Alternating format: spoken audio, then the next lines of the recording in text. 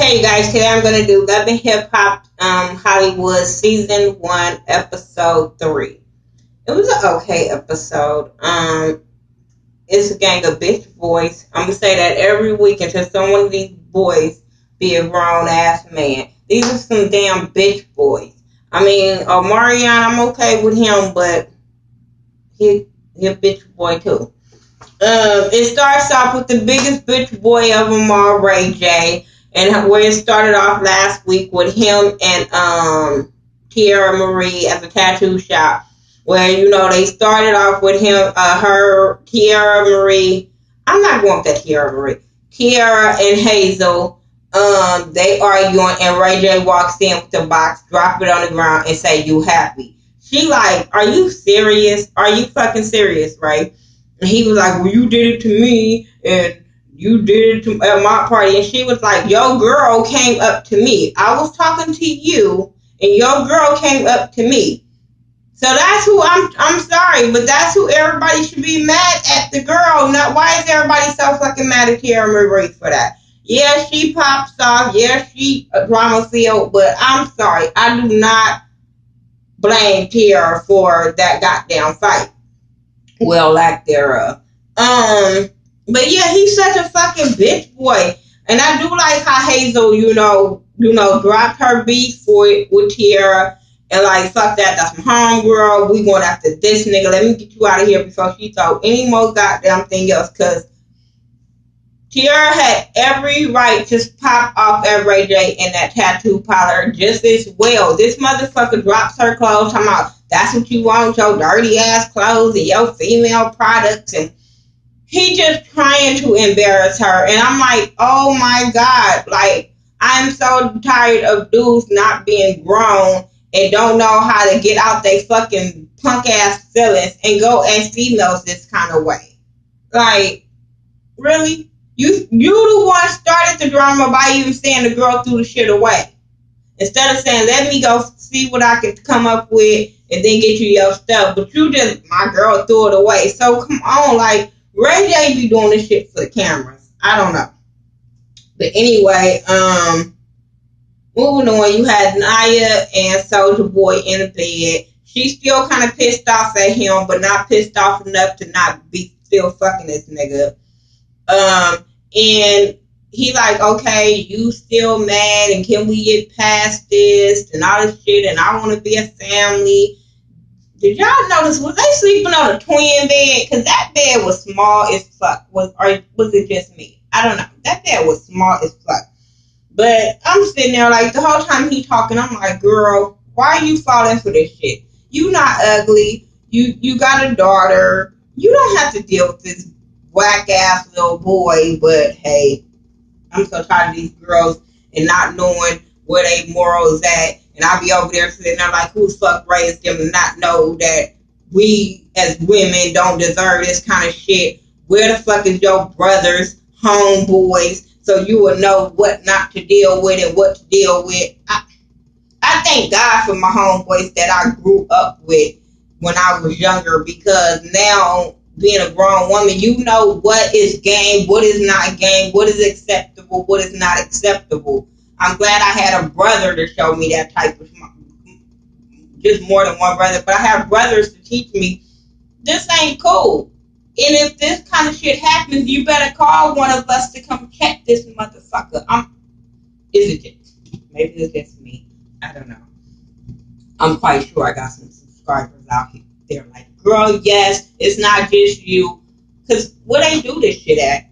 Childish, dumbass little girls that irritate me. That's what irritates me about this show. Atlanta, ratchet, too grown to act like that. But these are some little kids trying to be grown, and they doing it the wrong way. And now they teaching other girls, oh, this is what you need to do to get a baller, a rapper, a woo-woo-woo. No. Get some red bottoms or some cute heels, because half of these bitches ain't got on red bottoms. And a weave that go down to your ass. So, and I'm, no shade to girls with weaves, because I wear them too. But when that's what your focus on to get these dudes, that's what I got a problem with. Anyway, Omarion in the studio getting ready for his tour. April is there. And they talk about, his mama. And then now it's time for him to step in because the conversation that April and Leslie had didn't go too well. So now it's time for Mama Boy to step in and fix this shit. And she like, you about to go on tour and I'm not going to have anybody. And I'm sitting there like, girl, where your people? Where your family? Are you not from LA? Did you move out there to be with him? Can you go with your family until we come home? I don't know. But where your people that you are so invested on his mama helping you with this pregnancy? Did you leave all your family for him and you can't go back to him? It's something about that whole situation that I'm sitting there like, why are they so invested in his mama being a part of this baby's life and nobody else? She can't get help by nobody else. So then they were talking about how he's obligated to take care of his family, so many people, and she was like, that's your choice. And I so agree with that. Like, you don't have to do that, especially when it's grown, able-ass bodies. I'm sorry. Even Walmart takes the disabled and the elderly. Sorry. Hazel-E and her homegirl Jazz at the nail shop getting a pedicure done. And they're talking about the drama that happened with her and Teairra. And both of them come to the conclusion that Teairra drank too much. She cried because she's been there for Teairra through so much. And she just don't understand why Teairra's acting like that. Because of the cameras. I can answer that question. She acting like that because of the cameras. All y'all acting like this because of the cameras. Anyway, moving on from that, Molly Mile and Masika. They at the furniture store getting shopping for furniture, sitting on motherfucking furniture, having a whole full conversation. I'm sitting there like, when he said sit down, I'm like, this ain't your house. You supposed to buy something and get out. You ain't supposed to get up in here and get comfortable.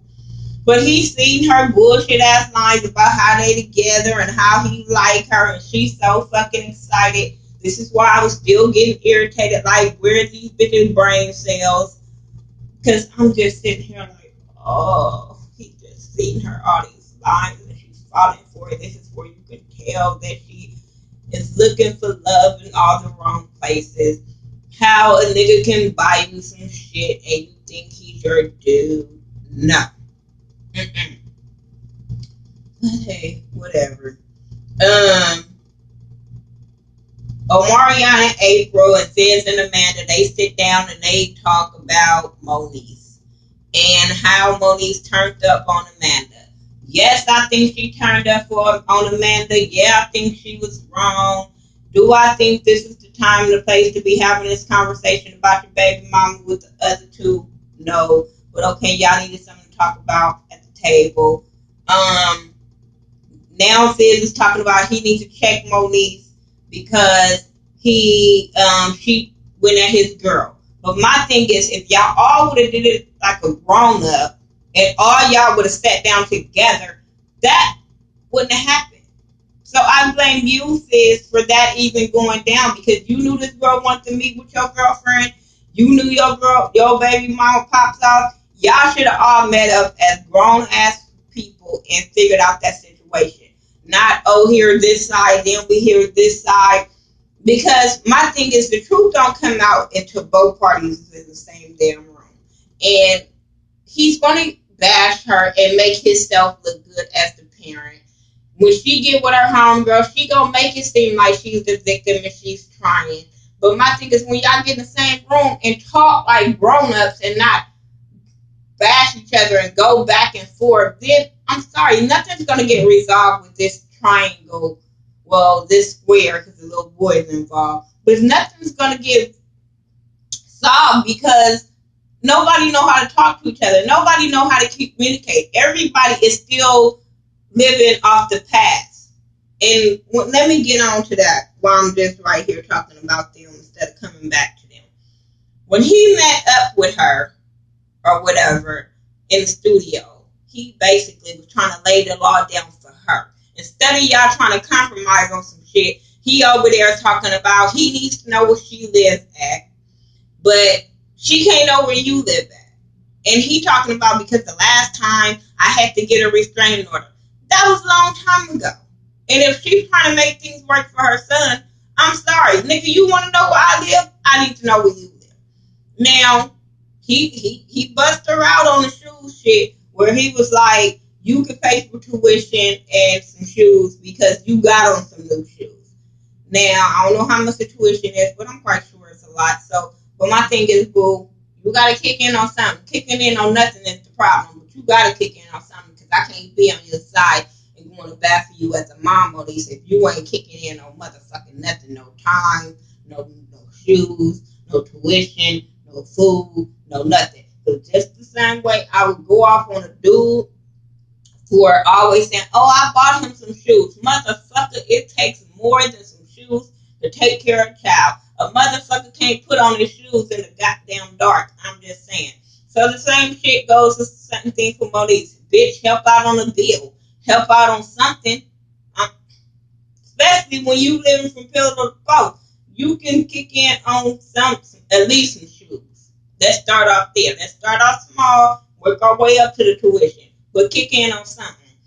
But y'all need to get that shit together as parents and as this little boy is going to live this out for the rest of his life because it's being played out on TV.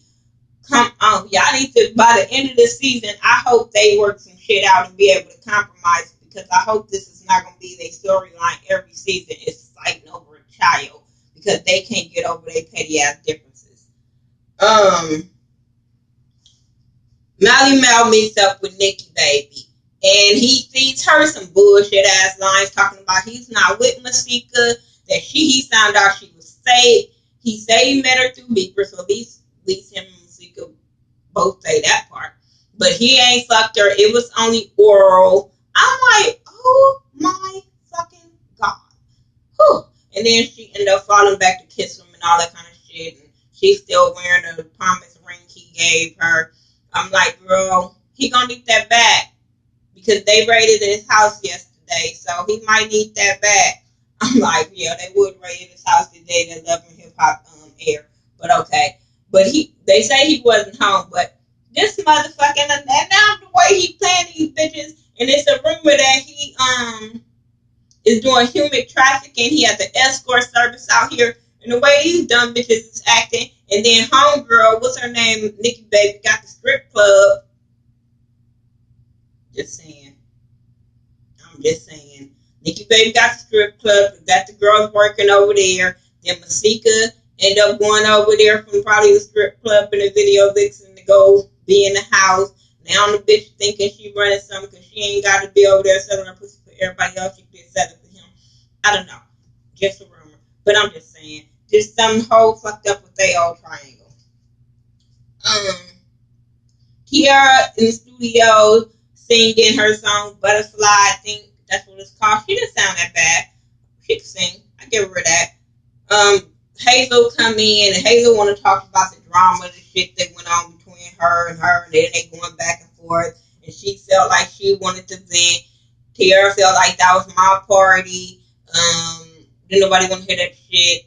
It was all about me. And Hazel like, bitch, it's always about you. But she was like, I don't think you think my relationship is equivalent to you and Ray J. She was like, it ain't. Y'all fake ass relationship, it ain't. They whole friendship is fake. Cause I'm like, bitches as real friends don't do this type of shit. Ugh. These bitches are so fake, it's ridiculous. But anyway, they argue and Hazel stormed out like a little kid. After she was just telling her homegirl she should have busted her in the face. And I'm sitting there like, well, why you always running little girl? I don't get it. Fizz and Moniece, I talked about them, so who cares? Nia goes to Soulja Boy's house. It's his birthday. She would take her sister and the baby. She want to cook for him. She walking this motherfucker, and he is turned up, hiding the motherfucker, smoking, drinking, bitches in this house. They turning up in the middle of the day. Nia is mad as hell. She can't take it. But I'm like, girl, I don't know why you bleed that bullshit in the bed in the first goddamn place. He called her negative energy Nia. I was like, he's a kid. This is what kids do. Go get you a grown ass man because you got a baby. You can't be worried about taking another care of another baby when your baby's small. Count that shit as a loss and keep it going. Omarion and April goes to his mama's house and they're talking because he feel like he's in the center and they need to come to some kind of resolution of this drama. Mama Leslie is not having it. I'm number one. I'm the priority. Fuck what you talking about. He like, huh? Then he like, you need to contribute to everything financially, whatever. She mad about that car. She like, I'm an old ass lady. You need sympathy. April like, bitch, you 45. I'm like, oh my God. For real. Told y'all, Walmart, they hired a disabled. Welcome to Walmart. I'm just saying, bitch, go get an application. They do it online. I don't know what to tell you, but come on. So, yeah, he like, I bought my mama a couple of houses, and I'm sitting there like, what the fuck happened to him? Maybe she needs to go sell one so she can pay for her medical bills. I don't know.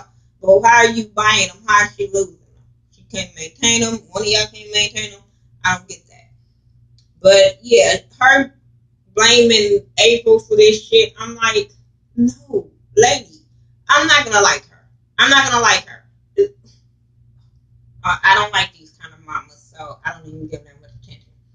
Morgan and Ray J meet. Oh, sorry, y'all. But Morgan and that kind of scared me. Morgan and Ray J, they meet up and they talking about what happened at the tattoo party because Morgan is like, you know, I thought I fixed shit. Now I hear more shit. I need to get his side of shit.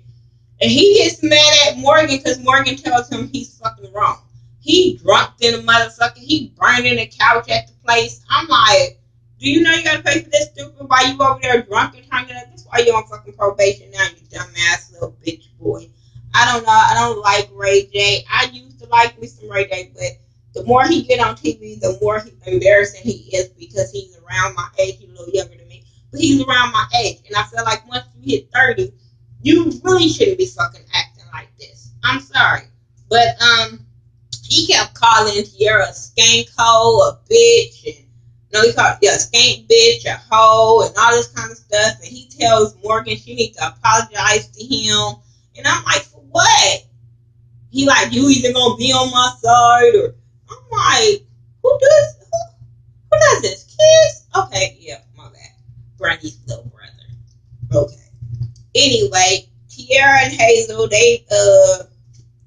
Hazel is moving out on the slide. She not woman enough to tell Teairra, bitch, I'm moving out. I'm be gone by this date. I don't like bitches like this. And move out on the slide. So as she moving out, I guess Teairra get a phone call, or she was waiting around the corner saying, hey, it's your cue. But she rose up with her driver, and she jumps out like, what's going on? Homegirl say how she moving out. Teairra was like, okay, bitch, pack your shit up and get out. And I'm like, bitch, her shit is already packed. It's already in the truck. Then they going back and forth, and she was like, well, you're supposed to be my friend. You're supposed to support me. She was like, bitch, I do support you because you can't rap, and you're 34 still trying to rap. So I am supporting you. I was like, oh, she's already right there, but okay. But they want each other to be supportive over dudes that they're not with. I don't get it. Now I do understand, like, hey, even though you're not cool with your homegirl, man, you're supposed to be there. I get that because I got a lot of bitches in my life that I don't like they dude. I got a lot of dudes in my life that I don't like they girl, and I just sit there and listen because that's what friends do. You just listen. So I get what Hazel was saying. I get what Teairra is saying, where you just want to tell the bitch, that nigga ain't good for you, and be your friend by telling you this. So I get what both of them is saying, but like I said before, they're fake friends. They're only friends for the show. I don't know. It's me. But anyway, that's all I got for Love and Hip Hop Hollywood Season 1, Episode 3. Tell me what you guys thought about it. I'll comment as much as possible. Make sure you check out Ashley Miller, Mike B, Squeaky Jones. Much love from KY, Forest Rocks. I'm trying to think who else do Love and Hip Hop. Scotty Smith is still standing. My boy New Orleans Lil, I've been back. He's been back, so I'm loving that. Jamar Washington. check all of us out. We'll talk to you back. All of us I know communicates back. So yeah, follow me on Facebook, Twitter, Instagram, Google Plus, Xbox Live. I do everything about the ghetto view, THA, not THE. About to go take me some more pain meds and go lay down because my face is hurting like fuck. Oh no, I'll be back for my Support Tuesday video before I take this medication. All right, you guys, peace out.